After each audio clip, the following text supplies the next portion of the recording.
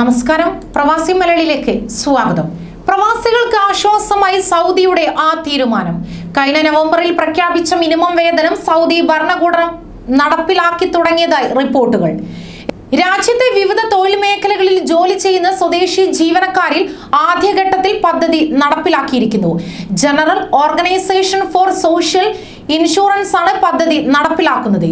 ഇതുപ്രകാരം സ്വകാര്യ മേഖലയിൽ ഉൾപ്പെടെ ജോലി ചെയ്യുന്ന മുഴുവൻ സ്വദേശികൾക്കും ചുരുങ്ങിയത് 4000 റിയാൽ ശമ്പളം നൽകേണ്ടതാണ്. നേരത്തെ 3000 റിയാലായിരുന്നു സൗദിയിലെ മിനിമം വേതനം എന്നത്. അൽ ഇഖ്തിസാദിയ ദിനപത്രമാണ് ഇക്കാര്യം റിപ്പോർട്ട് ചെയ്തത്. 2020 നവംബറിലായിരുന്നു രാജ്യത്തെ സ്വദേശികളും പ്രവാസികളും ഉൾപ്പെടെയുള്ള തൊഴിലാളികൾക്ക് മിനിമം വേതനം ആദ്യം പ്രഖ്യാപിച്ചത്.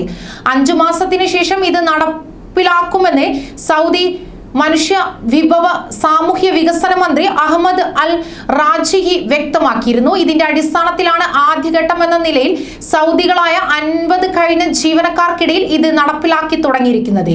പുതുക്കിയ മിനിമം വേതനത്തിന് അനുസൃതമായിട്ടാണ് ഇനി മുതൽ നിതാഖത്ത് വ്യവസ്ഥയിലെ സ്വദേശി അനുപാതവും നിശ്ചയിക്കുന്നത്.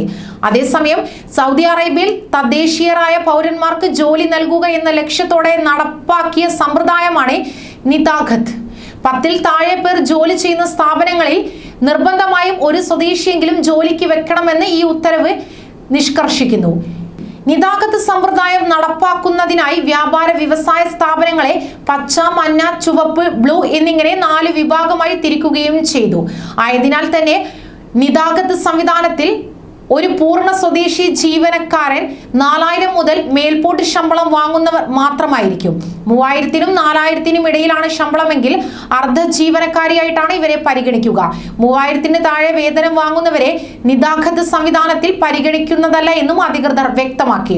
അതിനാൽ സൗദി ജീവനക്കാരന് 4000 റിയാൽ മിനിമം വേതനം നൽകാത്ത സ്ഥാപനങ്ങൾ നിയമപ്രകാരമുള്ള സ്വദേശി പ്രവാസി അനുപാതം പാലിക്കാൻ ഒരു സ്വദേശിയെ കൂടി നിയമിക്കേണ്ടി വരും.